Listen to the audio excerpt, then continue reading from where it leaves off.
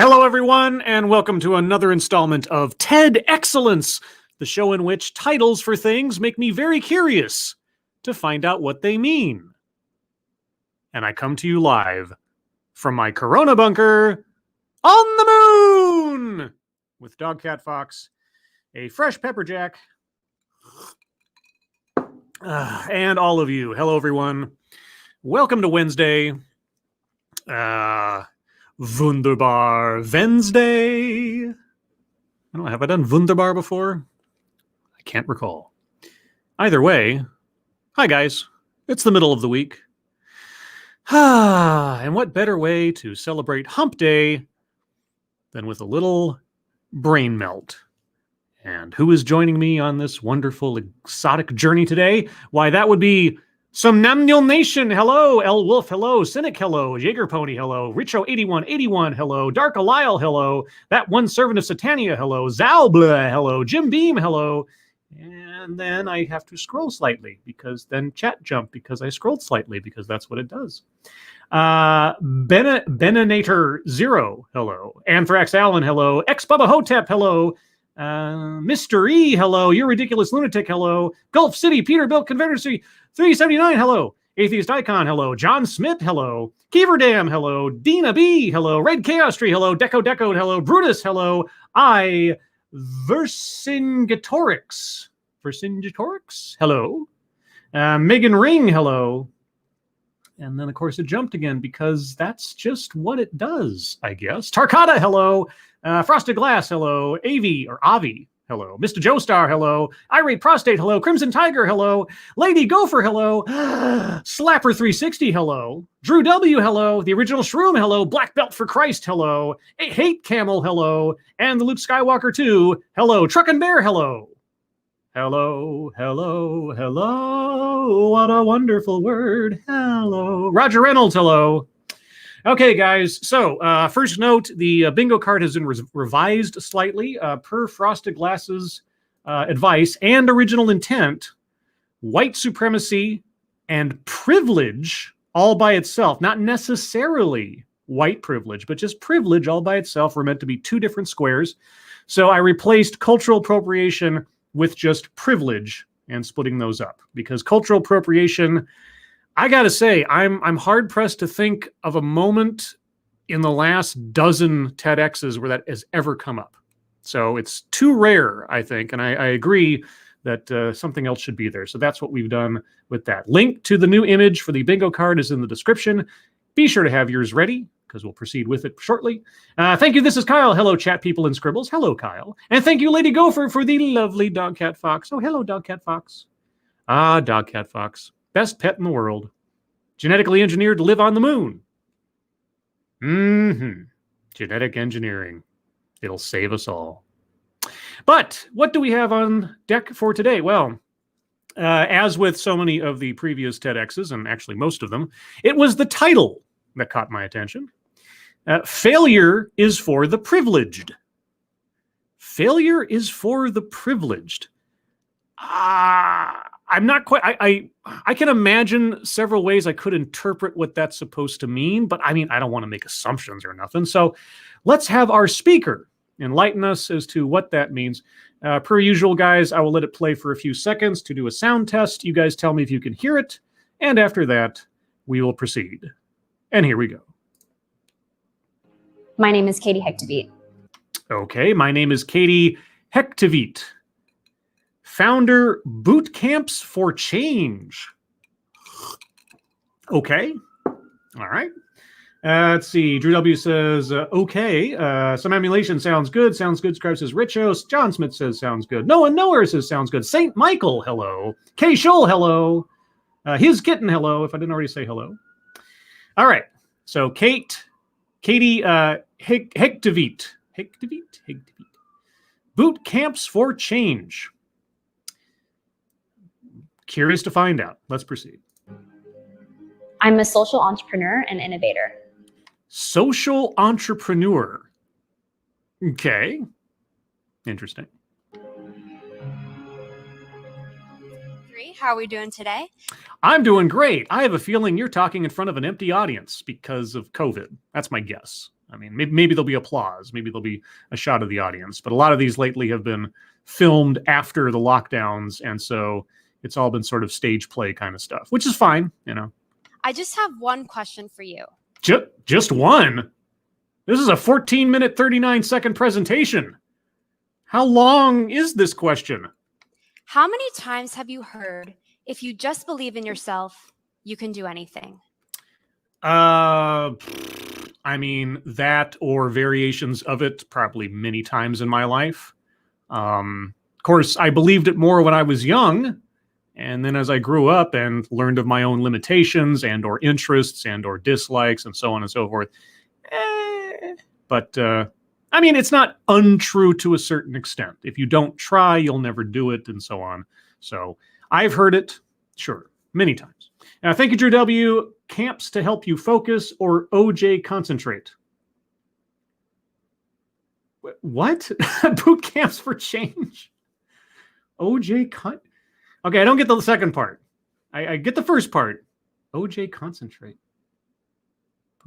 Is there a orange juice named Boot Camps or something? I don't know. You're gonna have to explain that one to me, Drew, at some point. Okay. By a show of hands in the audience, who genuinely believes this statement? Is there actually an audience, do you think? I don't think so. Only a few optimists in the room? Okay, there's no responding laughter. I mean, she can't help it if the audiences have been restricted or something, but all the same, it's a little odd. Those of you who raised your hands, I'm not here to change your mind. I'm just here to change your mindset on how you may view the stereotypical unsuccessful individuals in this world. The stereotypical unsuccessful individuals in this world. The stereotypical unsuccessful. Okay. What is a stereotypical unsuccessful individual? Because it really comes down to individual, I guess, characteristics and or circumstance. Okay. My name is Katie Hegdevied. Hi. I'm founder of social enterprise Boot Camps for Change. Mm-hmm. We facilitate weekly in-shelter fitness programs for youth experiencing homelessness in Canada. Oh, okay. Homelessness in Canada. So this is Canadian, I guess? I don't know. Thank you again, Drew W. YouTube censors concentrate and camp together. Oh, okay. I guess that's understandable to a degree. But thank you again for the donation. That's odd. I get it now. That's YouTube. Oh, by the way, I've heard reports of people getting unsubscribed from my channel. So on the off chance you want to check on that to make sure that you haven't been summarily unsubscribed. But anyway, okay, so let me back up again just to make sure I understand. She's at home what now? Katie Hegdevied. Yes. I'm founder of social enterprise Boot Camps for Change. Okay. We facilitate weekly in-shelter fitness programs for youth experiencing homelessness in Canada. In-shelter fitness programs. Okay, so you go to homeless shelters or youth shelters and you do exercise classes. PE, more or less. Okay, I think I got it. We also have a scholarship program, the Sweatier for the Better Fund. Nice. Where we pay for youth to become certified personal trainers, hire them internally in the organization, in addition to connecting them with local job and mentorship opportunities. Okay, that all sounds really good.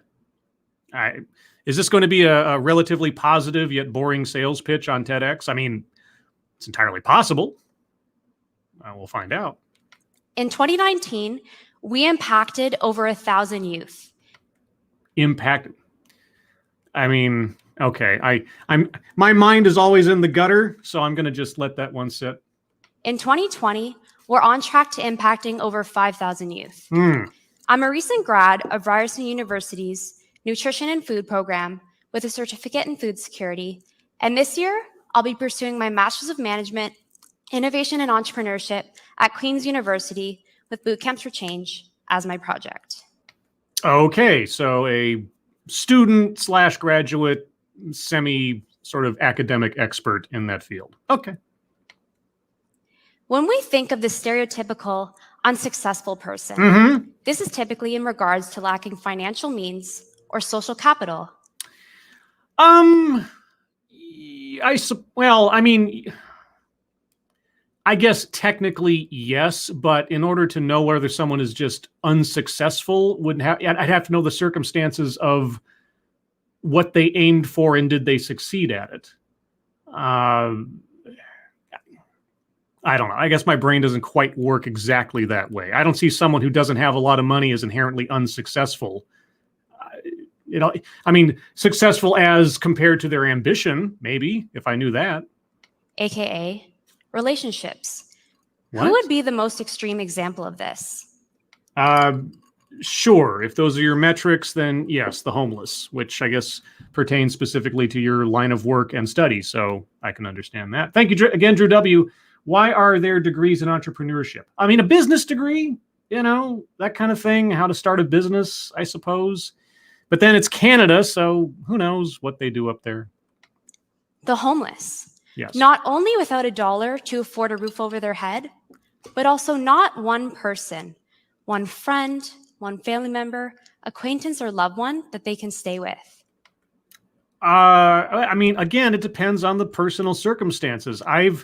I have personally known people who chose to be homeless, as crazy as that sounds. They had family, they had friends, but they specifically decided to exile themselves for various reasons. So generally speaking, I suppose you're correct. But again, if we're talking about stereotypes, it's not always the case, and every person's situation is different. So, can you imagine anything more lonely? Probably not, I guess. This is some pretty heavy stuff, so Yeah. I want you to humor me for a second. I am. Close your eyes. Okay. Imagine yourself walking down Queen Street. Walking down what? I've never been on Queen Street, so I don't know what that means. Is that a Canadian thing? My eyes are still closed. You see a homeless person. Uh-huh. Do you cross the street to avoid talking to them? I don't know. Are they just sitting there, or are they getting ready to accost me or something? I mean, even if it wasn't a homeless person, if someone's like coming out of the shadows and starting to accost me, whether they're homeless or not, I'd probably vie away just because, reasons. You won't even make eye contact with them, let alone interact with them. I don't make eye contact or interact with most people I see walking down the street because you never know who might take that as a threat. At least that's what, old 80s TV shows taught me. But you're already making assumptions about their story. Am I? Am I really? Tell me more about how I think. What is their story? Well, read my mind and you tell me what I'm thinking. You're allowed to open your eyes now. Oh, thank you. Perhaps you thought they must have lived a life of violence and crime. Perhaps I thought. No, okay. But speaking of stereotypes and, how we're supposed to be avoiding them and assessing people, et cetera, on failure, you want to say anything about the stereotypes that you are operating under and looking at everybody else right now? Perhaps you thought they must just be an addict. Perhaps, I suppose. Perhaps.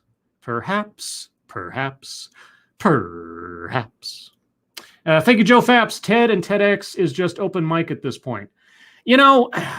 I don't get around to watching TED Talks nearly as often as I do TEDx Talks because TED Talks don't come out as frequently. There is a slew of TEDx Talks. The threshold for qualification for a TEDx talk is far lower, relatively speaking, or at least it's lower dependent upon what community or what their standards are.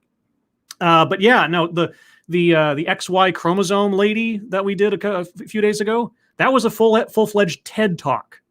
So if that lady and that presentation can make it onto a TED stage, then yeah, it's like, do you have a speech? All right, come on in. Is the back of your neck warm? Okay, you can get a stage. More or less. Anyway, okay, yeah, they might be an addict. They might be a former Wall Street banker who lost all their money on a bad bet. I don't know. Thank you, Manic, for the Dogcat Fox. Hiya. Hi, Dogcat Fox. Or perhaps you thought, they must just be lazy, so their situation must be their fault. And You know what? All of these things are possibilities, I guess. Anybody could think any of these things on reflex about them, etc. It's true. You know, we're all terrible people, I guess, according to you, to make assumptions about people. Unlike you making assumptions about everybody else. their fault only, right? Oh, this is where I'd insert a chink you're going, right? Thank you, Vercingetorix. Why not mind reading / dog whistle on the bingo card? That's been suggested several times, and I am seriously considering putting mind reading on there in quotation marks. I'm just having to decide, like, what do I want to replace? Because as we proceed, we're whittling it down to like almost the perfect TEDx bingo card for the kinds of things that come up as frequently as they do. So it's in the queue, so to speak, as an upgrade to the bingo card. But I got to think about that some more. I want to make very careful decisions. The bingo card is sacred. Wrong. Oh. These harmful assumptions cannot be further from the truth. Oh, you mean harmful assumptions like I'm a judgmental prick just because I walk down the street and see a homeless person? I must think that they're a terrible person or something. Yeah, okay. And I'm here today to show you why. Okay. Well, everyone in this room juggles work, family, and financial obligations. You're assuming. For low-income or homeless individuals, these everyday decisions involve constant, agonizing trade-offs. Should I fill this prescription, or should I buy food? Should I pay rent, or pay for my child's daycare? Yeah, I assume, and I think it makes perfect sense that is true. People with limited resources have to make some fairly lousy decisions from time to time. That alone does not signify the quality of someone's life and or decision making. Bank account size is just like hair color or eye color or skin color. It is a non-determinative factor. It says nothing about the character of a person. You can have a pauper who is a saint, literally, or you could have a rich man who's an absolute monster. It doesn't say anything about them. Just like with homeless people, you don't know their story. But here's the other thing too. If I'm walking down the street and I see a homeless person and I make some sort of snap judgment about who they are or what kind of person they are or their personal story or something else without any other information, and I keep walking, you know what happens? Nothing. I mean, thought crimes are just thought crimes, even if they are judgmental crimes, quote unquote. So if you're talking about let us not dismiss people on the assumption that they are their own demon or something, I'll agree with you on that. On a humanistic level, sure. Is that how you see everybody else? Because it sure sounds like it. And the process of making these decisions day after day comes at a cognitive cost. Okay. One, researchers say, is equivalent to living each day as if you haven't slept the night before. Again, financial strains, especially the most severe, I can imagine causes a whole bunch of stress, which in turn causes a whole bunch of physical effects and so on. You're not going to find me arguing that poverty is good or something. Okay. But when it comes to the poor, yes, we still tend to blame them for their ill health. Their ill health? Okay. I'm sure you've heard it all before. Yeah, I think I have, but I'm not quite sure what you have to say. Why don't they just get a job? Yeah. Why don't they just stop drinking? Yeah. Why don't they just stop doing drugs or eating that junk? Well, yeah, I mean, now the addiction part to either drugs or alcohol, that's a tough nut to crack for a lot of people. And so I have a certain amount of sympathy for that because I've had family members and friends who've dealt with that kind of thing. But the eating part, yeah, you kind of, you're the one putting it in your mouth. So just saying, I mean, there is a level of personal responsibility when it comes to personal health. Okay. And that's not to say that poor people have all the advantages in selections of options for food, etc., than people who are not poor. At the same time, though, you choose what to do with your body.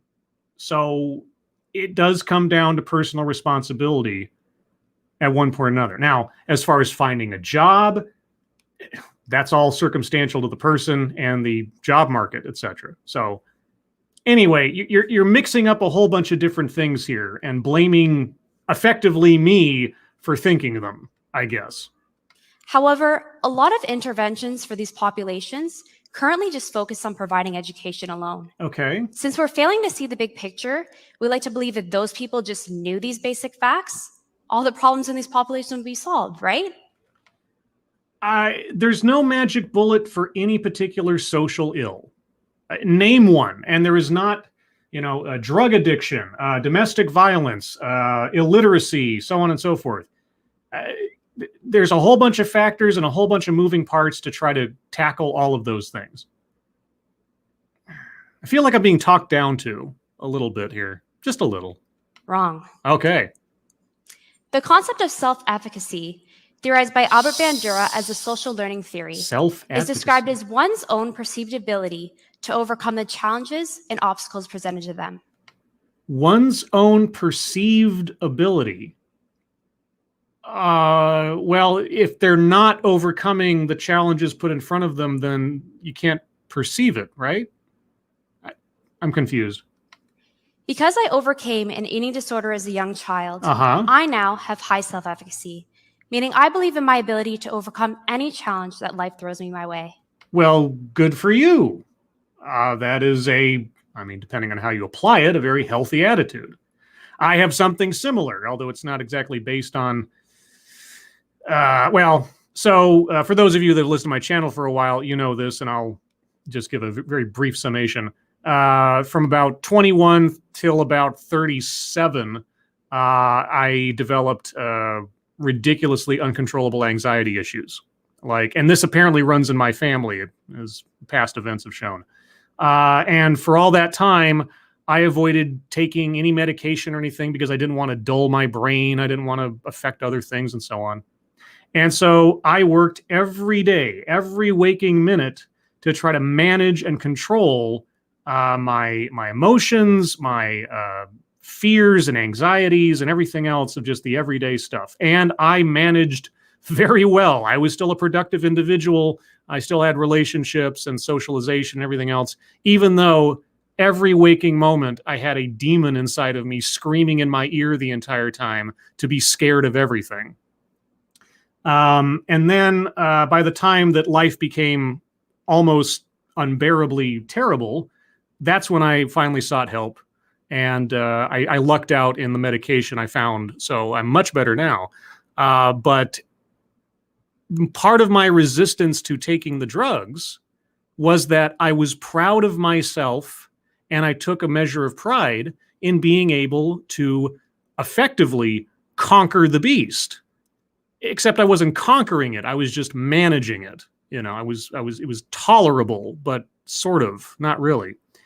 So yeah, if you overcome something that is, especially an intangible self-generated obstacle, there's a lot of pride in that. And it does, to a certain extent, prove to you that you can overcome things, even the worst and the most self-generated.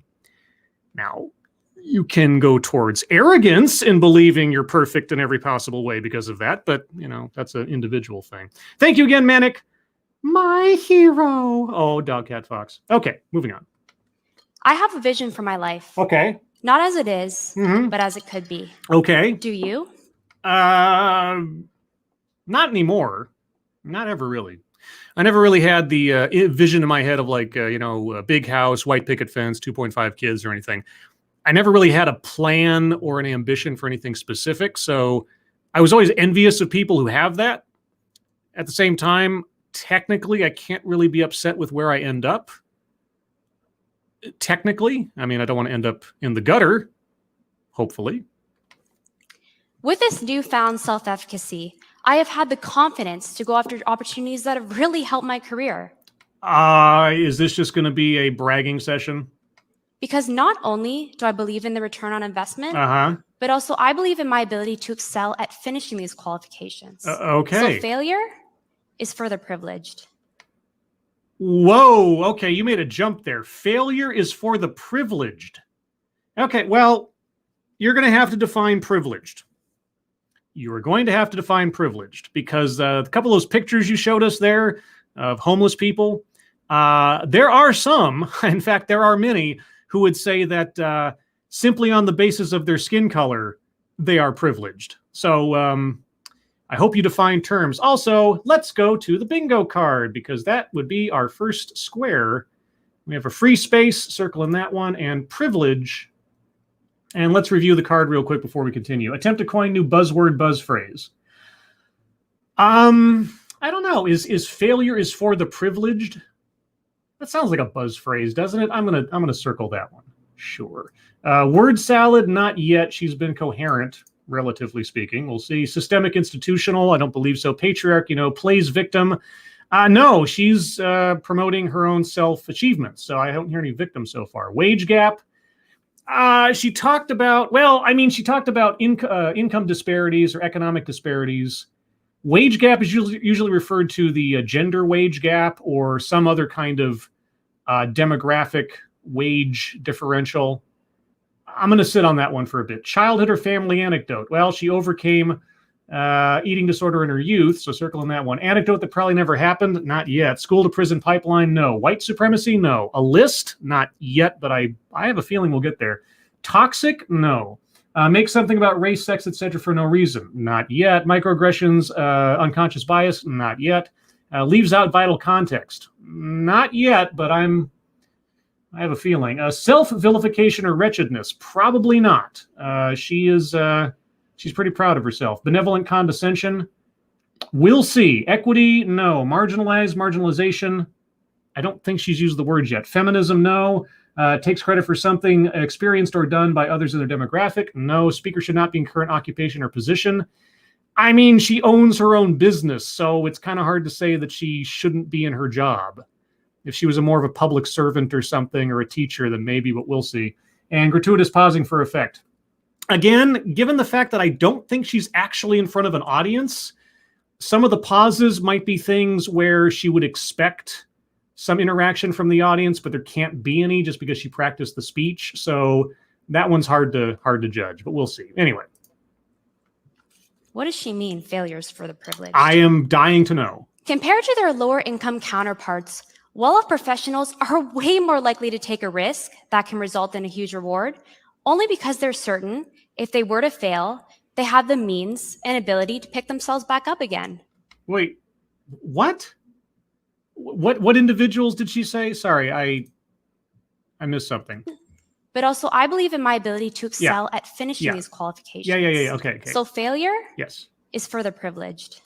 Still doesn't make any sense. What does she mean, failures for the privileged? Okay, what did she say now? Compared to their lower income counterparts, well-off professionals are way more likely to take a risk. What'd she say? I'm hearing wallop. Wallop professionals? Is there some other word I should be hearing there? Because I don't understand what she's saying. Chat, do you know what she's saying? She said well-off. Oh, well-off. Okay. I apologize. I just wanted to make sure I understood because I didn't know if she was saying something specific.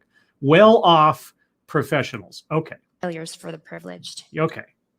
Compared to their lower income counterparts, well-off professionals are way more likely to take a risk that can result in a huge reward, only because they're certain if they were to fail, they have the means and ability to pick themselves back up again. Okay, so you're talking only about economic failure or personal economic failure. You're not talking about failure as a grand concept. Is that what I am to understand? So someone who has money is willing and able to take a risk to gain or lose money because they at least have a cushion, right? Okay, well, I'll tell you what. That's all proportional to what you're risking. I mean, if a Wall Street guy decides to put $50,000 on shares of company X on the off chance that they might go up in a month, and poor person puts $1 towards a lottery ticket, I mean, these are both effectively the same action. It's just proportionally much different. So what? Okay, I have a feeling this is where we're going to have the brain melting part. Thank you, Frosted Glass. I get knocked down. I get up again. Chumbawamba. Ah, yes, the wisdom of Chumbawamba. This is a luxury that low-income individuals simply cannot afford. Well, okay, you got to give an example.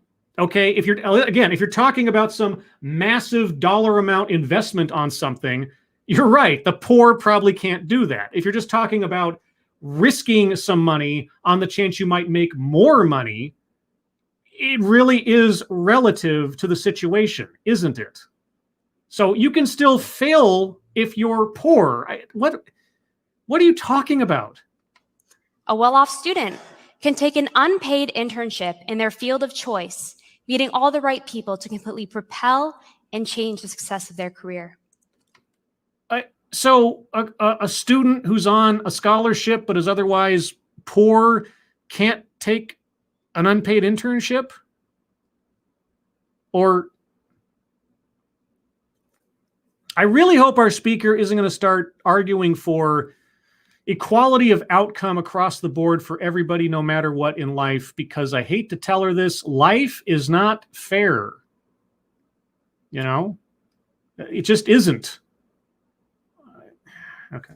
Whereas a youth living in a shelter may have no alternative but to be working full-time in a field unrelated to their career of choice, since they just need to make money to support their siblings. Okay, well, then please do tell me, because I'm curious to know if she's bringing all this up, what is your magic bullet for creating an equitable utopia for everyone? If you're going to bring up these problems, if you're going to bring up these disparities as injustices, I can't wait to hear what your proposed solution is. I want you to think about this the next time you want to put on your judgment goggles. My judgment goggles. You mean like the ones you're wearing right now by telling us that we have judgment goggles? Thanks. The concept of scarcity, dubbed in the book Scarcity, Why Having Too Little Means So Much, explains why when one is in a... is that really the book cover? Because that looks really... Oh, scarcity. Oh, okay. I get it. Minimalist. Okay, I get it. Let me back up. Too little means so much, Yeah. Explains why when one is in a state of scarcity, such as poverty or homelessness, they're only able to focus on the problem, the thing that they lack, leaving them with less bandwidth to deal with anything else. That Happens for everybody. I mean, take, for example, the wealthy person who has no friends. Right? The wealthy person who has no friends. He doesn't have to worry about money, but he's lonely. So what is the thing in his life that he lacks? He's going to focus on that because that's the thing that's causing him the most stress, the most, despair. And same thing for a poor person. What do they lack the most at that point? Money or food or something else? Of course, our necessities, Maslow's triangle, etc. How many, rich people never commit suicide. Did you know that? Did you know that rich people never commit suicide? Because having a bunch of money makes everything better. It just makes life perfect, doesn't it?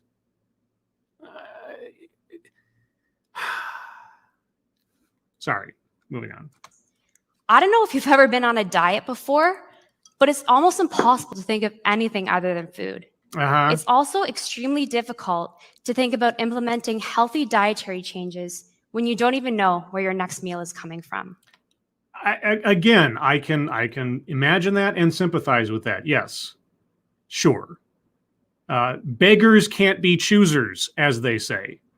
And it is a shitty situation to be in. I'm not going to deny that. I have seen it.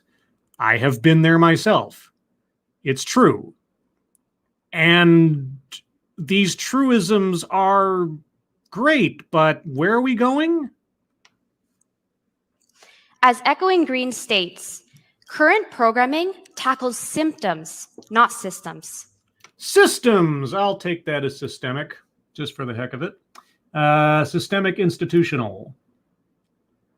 Okay, so tackling systems, not symptoms. Okay, right. There is no single magic bullet. Okay, what is the system that you want to tackle to make everyone equal on all things? Because I can't imagine what else you're arguing for at this point. I discovered this myself when I designed a failed nutrition education program for a local food bank. Bragging, sort of? How effective could my health intervention possibly be when I'm suggesting $6 blueberries to a room full of individuals who on average live on $7.35 a day, and I'm failing to provide them with the means to access what I'm preaching? So your solution is just to give them your own money? What? And seriously, if you're... Did you really go into a situation where you're trying to pitch food standards to the poor and you brought in a box of $6 blueberries? Maybe I missed something. I want you to think about this for a second. Okay. Really put yourself in their shoes. Okay. There is no worse feeling of self-shame, of knowing what you should be doing for yourself, your family, and your health, and you actually want to do it, Yeah. but now you know, you just simply can't. That sensation is not unique to poor people. This is not to dismiss the plight of poor people. I'm just saying that that sensation is not something that people are immune from because their bank accounts are large.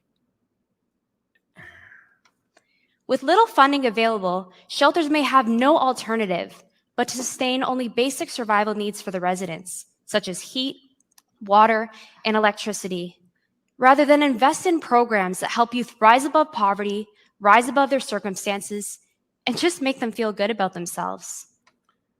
Okay, so you're advocating for more taxpayer funding or donor funding to shelters, I guess? Okay. This is why programs like Boot Camps for Change are so important. Oh, she's looking for funding for her program.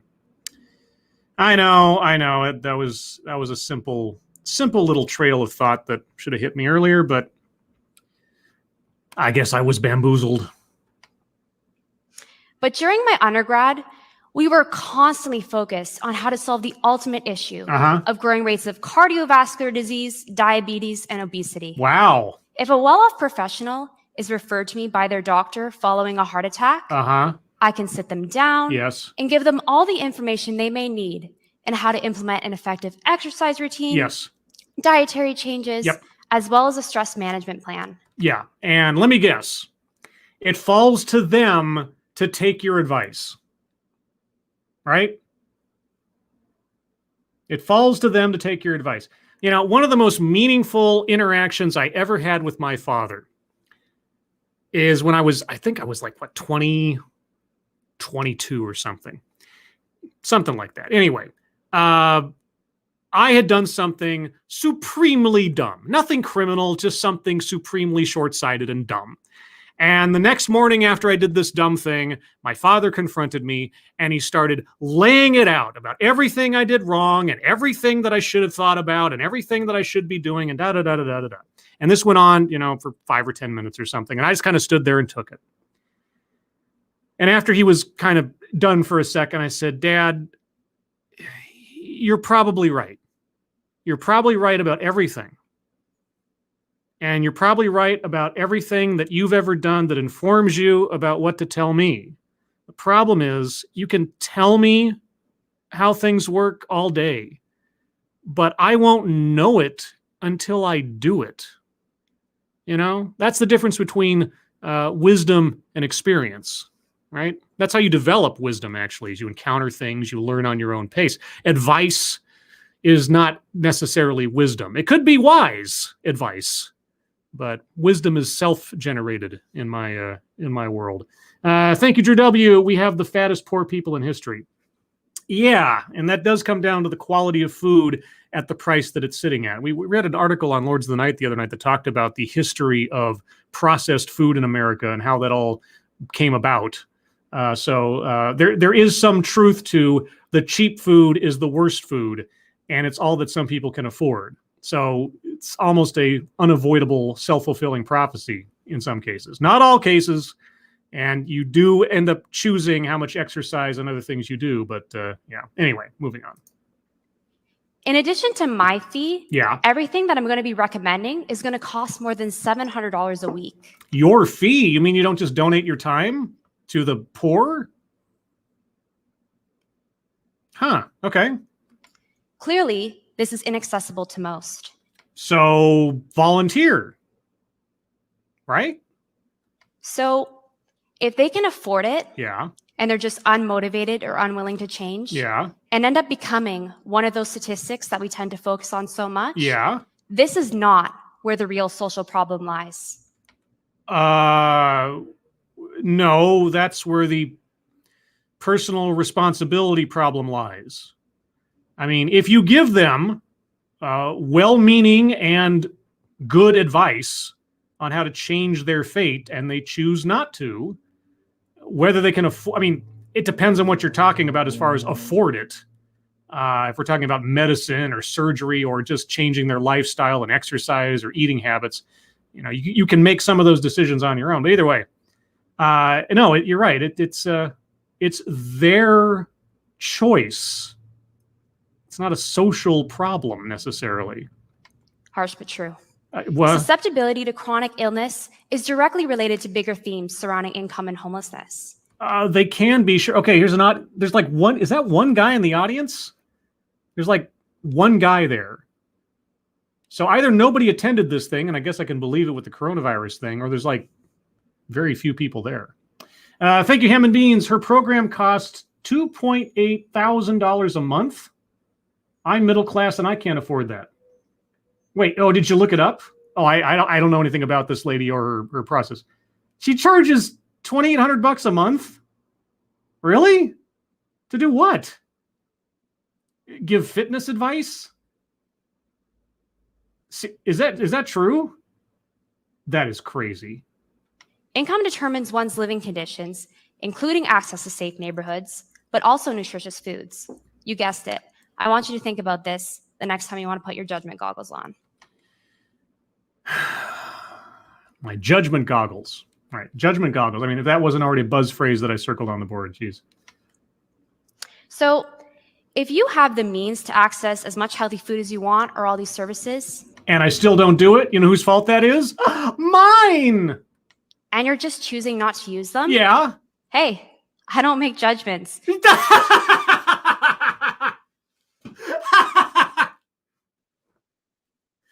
I don't make judgments, she says, in the most judgy, judgmental voice you could possibly ask for. Jesus. Oh, come on, lady. We should all be able to live our lives how we best see fit. But those of you that don't take my advice are all a bunch of idiots. So my work and program isn't for just telling people what they should do. I'm in the business of showing people what they can do. Oh, so you're a life coach. Is that it? Even though there are some youth that may not use these programs for a variety of reasons. Yeah. Maybe they're having a tough day mentally. Yeah. Or they're dealing with an invisible injury that we know nothing about. Okay. Our programs alone Yeah. are encouraging them. They do have value in society. So they have an intangible benefit, even if the person chooses not to participate. So is that supposed to maybe allay any failures you have in your stats?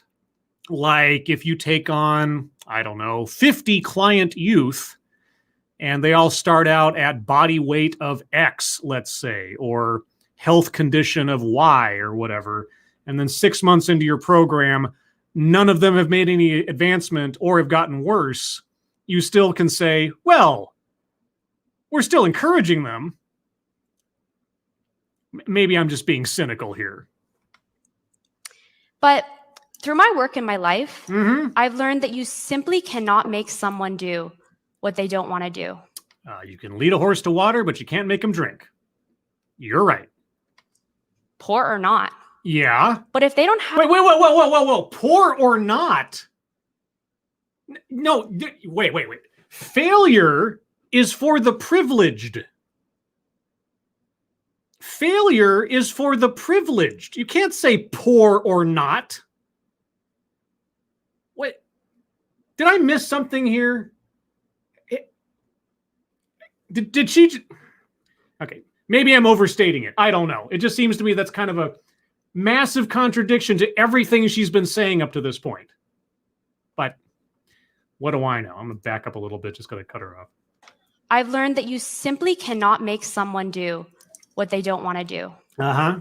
Poor or not. Yeah, uh-huh. But if they don't have a choice to work at something, this is where my moral obligation to do something comes in. It's like a fire in me. And I want to ignite that fire in you. Wait. They don't have a... Okay. Not everyone in their life is going to be presented with every opportunity available.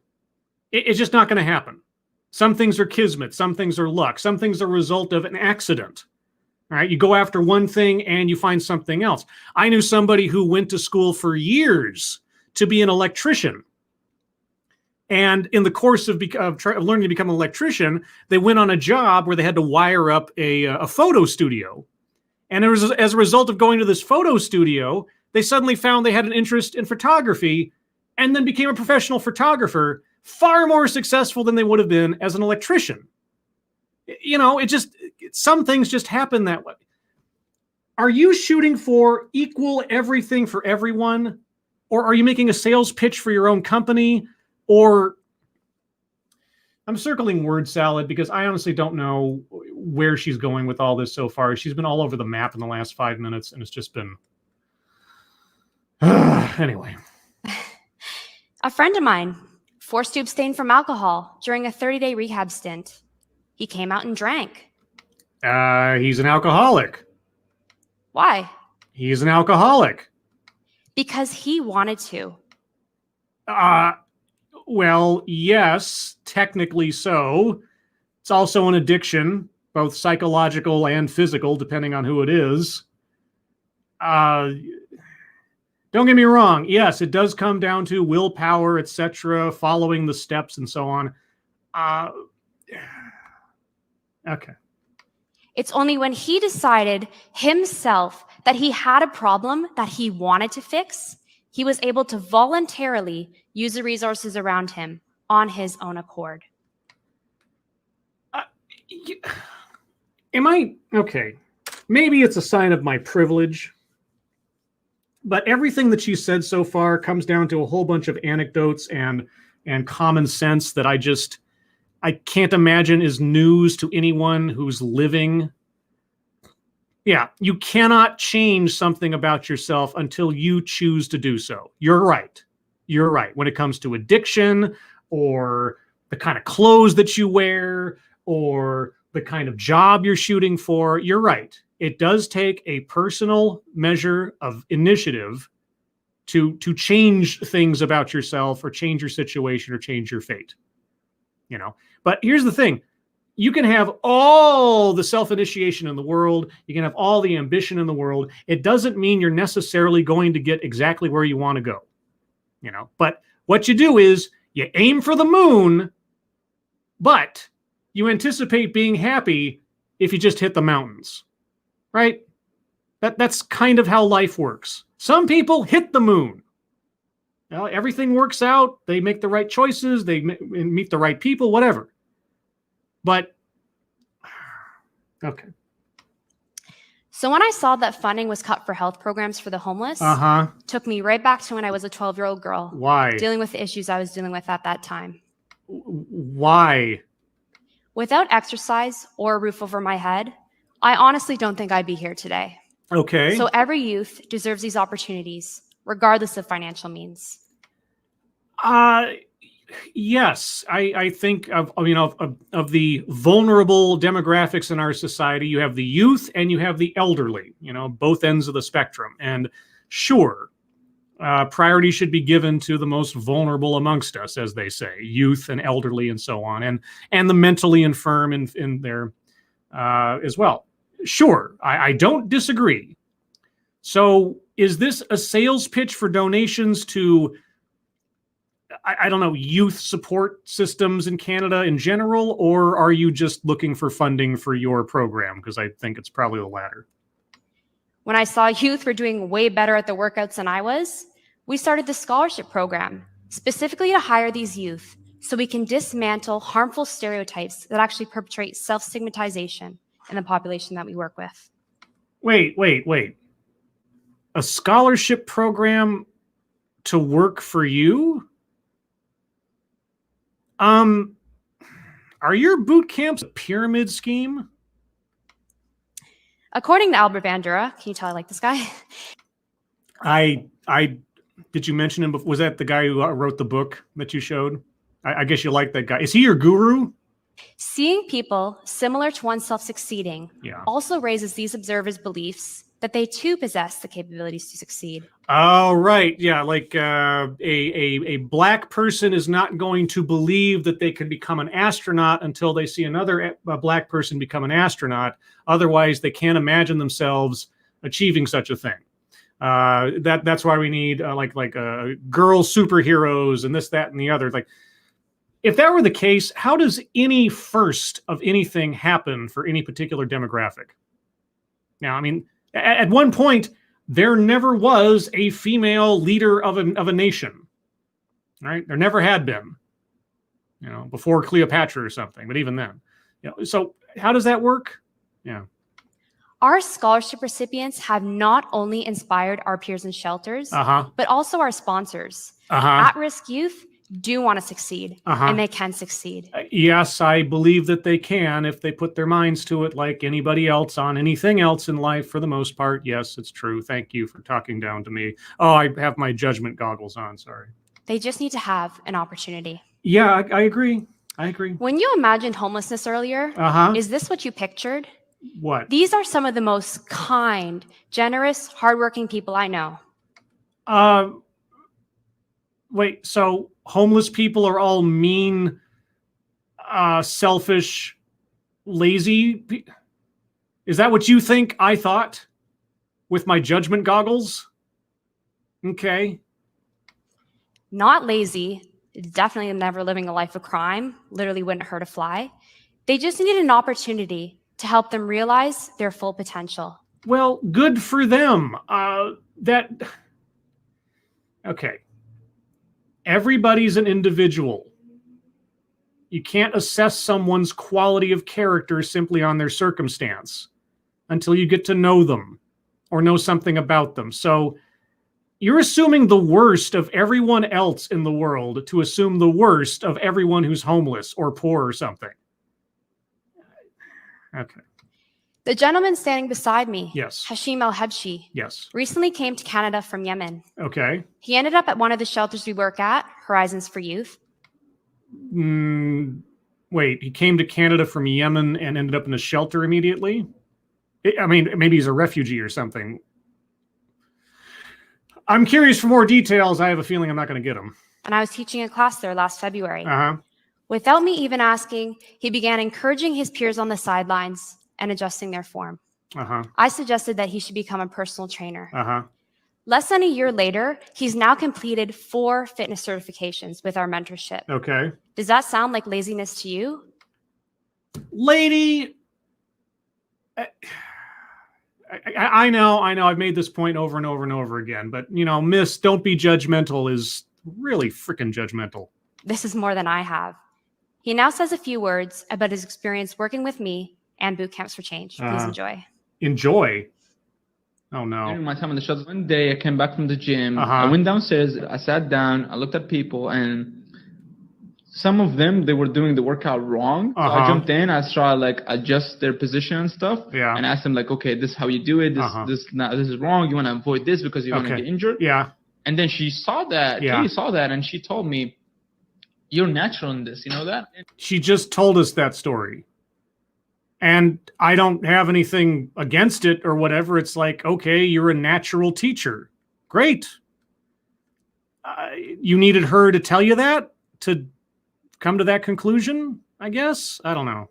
And she asked me, have you thought about being a personal trainer? And she shocked me because my response was, not really, because I'm definitely sure that it's expensive and you had to get a degree or something and you have to pay for it or a certificate. Yeah. She told me, like, you know what, don't worry about that. We're going to pay everything for you. You're just going to show up. Are you ready for it?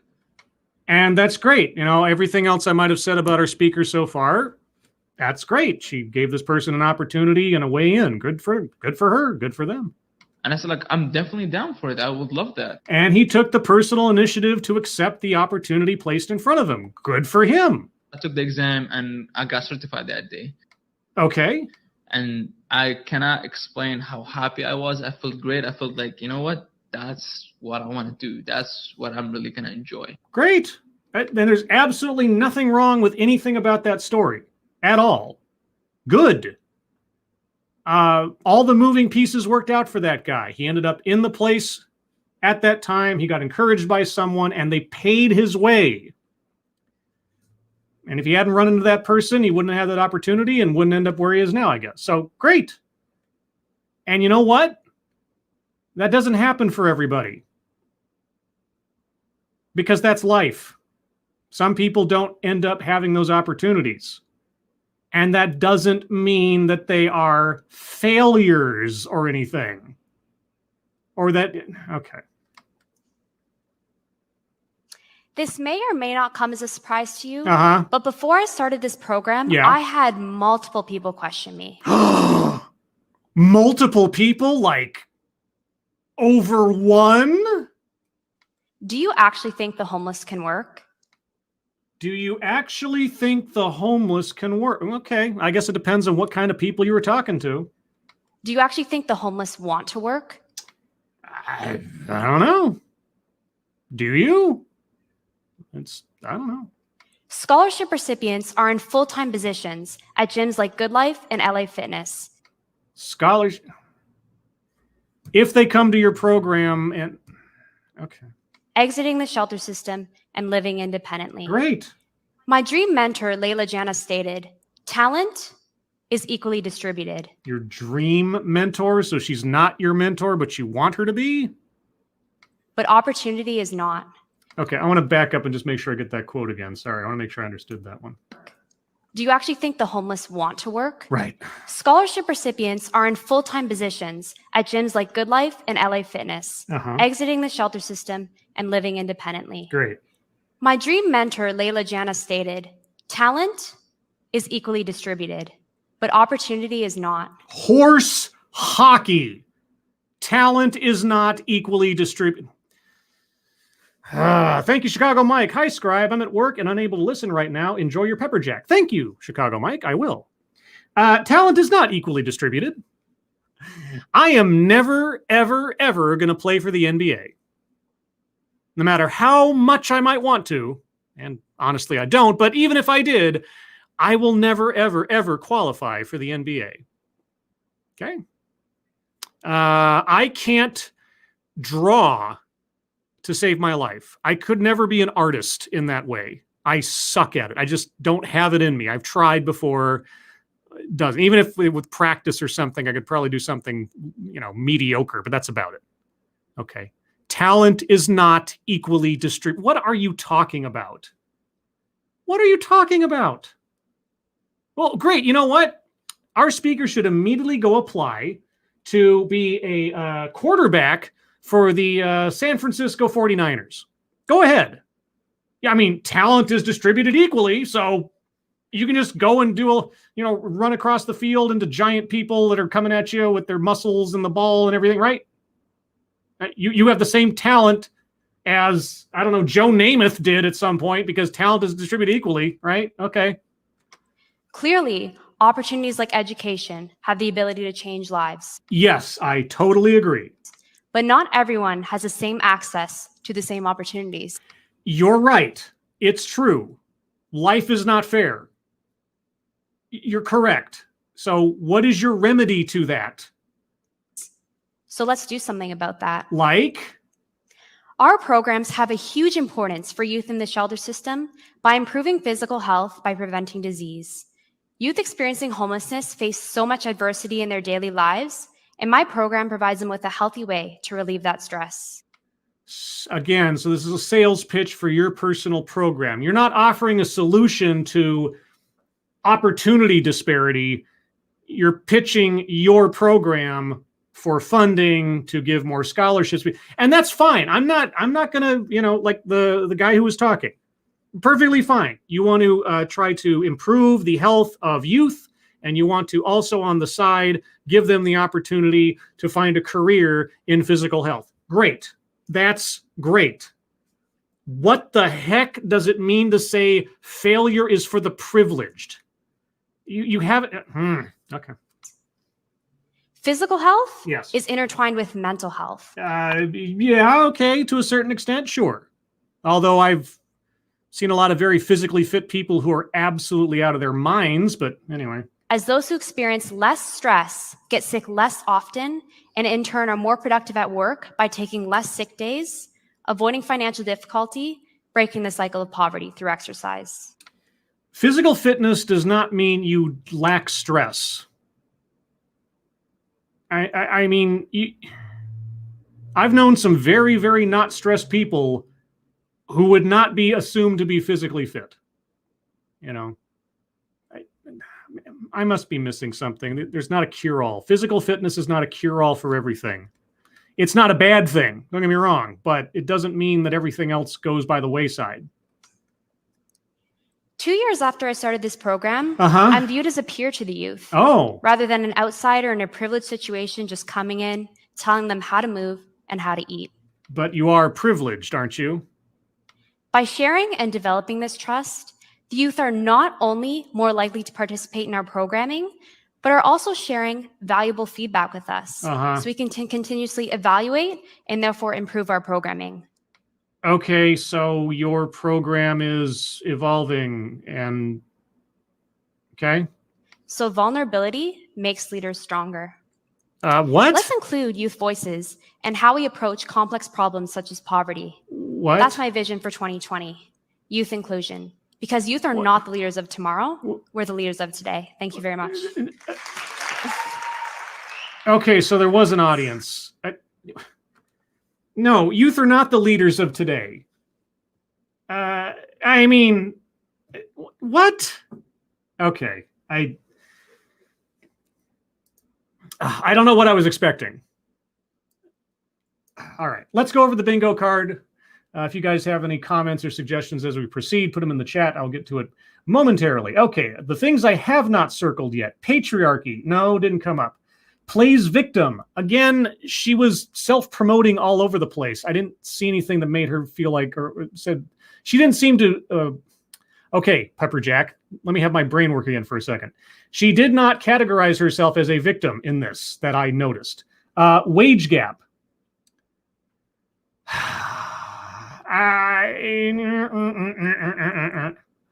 Technically, no, she didn't bring up the gender wage gap or a racial wage gap. It was just an overall economic thing. So I'm not circling that one. I'll take arguments to the contrary. Anecdote that probably never happened.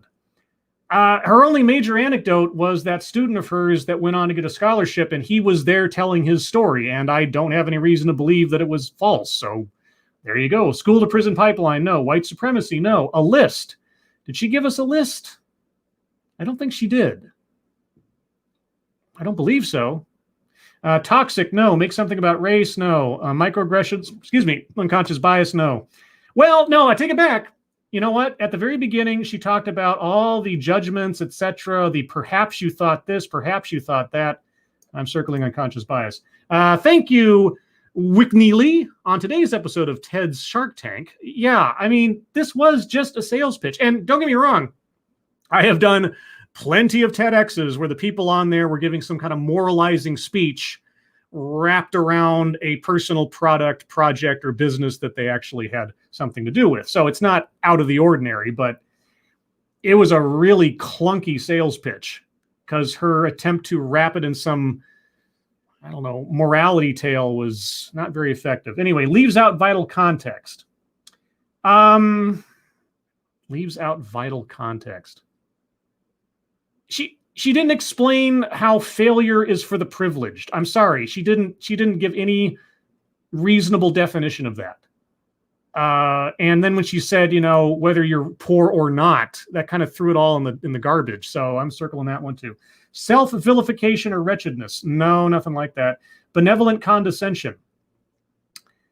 I mean, no, she was propping up the homeless and the poor as people who should not be ignored. And I don't disagree with that. And her condescension to the audience wasn't benevolent. It was just condescension. So yeah, this wasn't a soft bigotry of low expectations kind of thing. Equity, she argued for it. I'm going to circle that one because even though she didn't use the word, she argued for it. And if you don't know, these days, and I hate to have to submit to current definition, these days when someone says equity, more often than not what they're talking about is equality of outcome. That is how that is now interpreted when it's used. It sounds so benevolent and righteous, and why would you argue with it? But more often than not, when someone is arguing for equity, they're arguing for an equality of outcome, not an equality of opportunity. And that's what she was talking about there in the middle, but I mean, she never completed the thought, I guess. Marginalization. I don't think she said either of the words or concepts. Feminism, no. Takes credit, no. Speaker should not be in current occupation or position. She's running a fitness organization that gives out scholarships to at-risk youth. She's doing exactly what she said she's doing, and I can't say that she shouldn't be there doing it because I didn't really understand what she was arguing in the first place. And gratuitous pausing for effect. I didn't really notice any of that. So let me share with you what the bingo card looks like right now. And there you go. That is the bingo card as it currently sits. If you guys have any arguments for elsewise, let me know in the chat now, and then we'll wrap this up. Let's see. ERA US Now. Scribelight. It wasn't numbered, but she was within spitting distance of a list right at the beginning. Yeah, but she didn't, though. And like I said, I gotta be strict a little bit here. I mean, I gave a lot of leeway on a couple of squares this time around, like equity. She didn't say it, but she all but gave the definition in current parlance. So, yeah.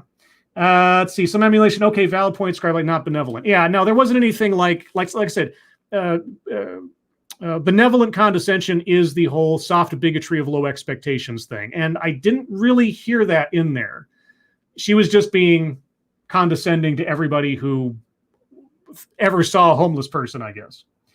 Let's see. Puttock, don't write off every single TEDx talk. I still recall one from 5 years ago. It made a case for offensive humor as a way of bonding. The speaker was Mark Summers, host of Nickelodeon's Double Dare. Oh, no, I'm not waving off the possibility of a good TEDx talk. I've watched several good TEDx talks. Before I started doing these live, when I did the scripted ones. If you go on my channel and you go to the TEDXcellence playlist, the vast majority of my TEDXcellence things prior to just recently were all scripted content, edited the whole 9 yards. And because I would look for TEDx talks that sounded ridiculous after I'd listened to a little bit of it. And of course, in the course of editing the video, I had to watch the whole thing. But I came across tons of TEDx talks that were either completely innocuous or really good that I didn't do videos on because there wasn't much for me to say. There was one, I think I tweeted it out at the time. There was one where a lady was talking about the trials and tribulations of being a professional fundraiser. And it didn't matter what she was fundraising for. That was her business. She knew how to fundraise. She knew how to look for people to get donations and so on. And she talked about the process of being a fundraiser. And it was a unsugar-coated, very down-to-earth and honest conversation about exactly how fundraising works. And it was fascinating. And it was a TEDx talk. And I was like, that's amazing. And I think I tweeted it out at the time. I said, this is a really interesting TEDx talk. So yeah, no, I don't write them all off. But I'll tell you what, when I come across a title that says something like failure is for the privileged, something in me kind of goes, this is going to be interesting in one way, shape, or form. So let's see. Anthrax Allen, assumptions to push narrative / talk forward. Yeah. Oh, you're talking about like suggestions for the bingo card?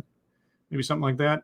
Let's see. That one service to Tanya. In other words, she is not creating jobs that these homeless people might be qualified for.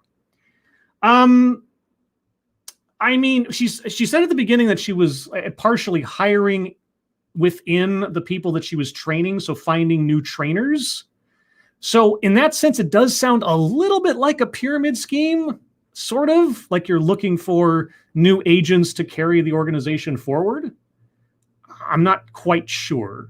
And now chat has stopped moving. So I don't know if that means I've been cut off somehow. Because the last time that chat stopped moving, my stream got killed by YouTube.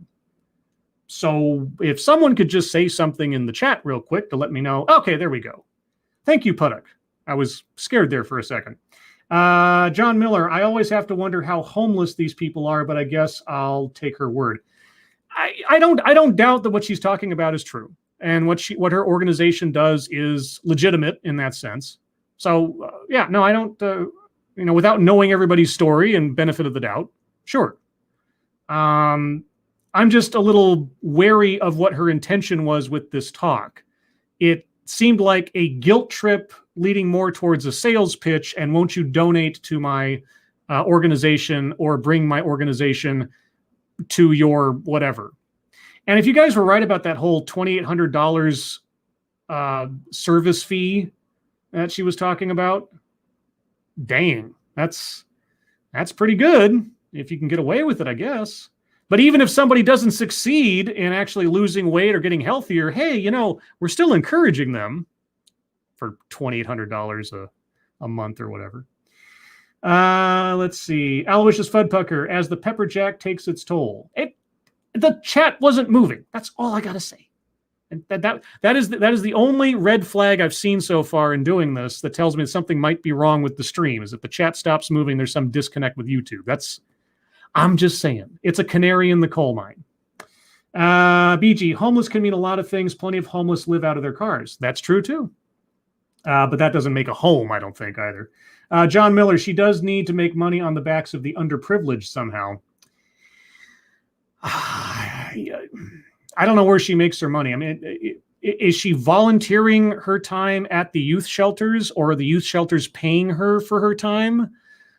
She talked about her fee. If they can't afford her fee, like if you're talking about homeless youth shelters, I would assume that you're at least volunteering your efforts in those places, right? And where does the scholarship money come from? I mean, you said donors, you talked about donors, but you also have paying clients. So you're not a charity, it doesn't sound like. I don't know. And judgment goggles. Yeah, if I hadn't already circled buzz phrase for failure is for the privileged, which sounds like a book title that could be coming soon, I'd circle it for judgment goggles. Let's see. Kieverdam says, won't you be my neighbor?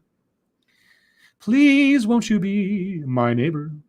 Okay, another couple minutes, guys, and then I'm going to wrap it up. Irie Prostate, she's making money from this. Well, no, she's an entrepreneur. This is a business. She talked about her fee. She's obviously, this is, she made no pretense about the fact that she is a business person. So, sure.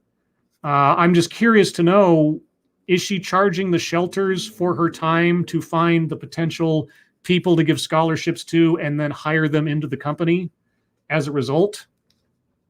They're just paying for their certification or something. I mean, I guess that is technically a scholarship, I suppose, but maybe I missed that part. When I think scholarship, I think going to college, taking classes, getting a degree in something. So when that one guy was talking about how, scholarship and they paid for everything, he went and took an exam and got certified. Is that it? I don't know what it takes to become a professional physical therapist in Canada. So thank you, Udall Worf. No bagger here. Might as well give it to you. Well, if you weren't going to give it to me, X going to give it to you. I've made that joke like in the last 3 or 4 TEDx's after that whole XY chromosome thing. I just couldn't help myself. But thank you, Udo. No bagger here. No bagger here. I don't know what that means. Is that, I see that you're using euros. Is that some kind of European phrasing? I mean, I've come across a lot of phrases and terms that I just don't recognize being a dumb Yankee. And I am a dumb Yankee. I'm not propping myself up here. I admit it. Let's see. Assassin of the Gray, is Earl still in jail for tax evasion? Earl? Who's Earl?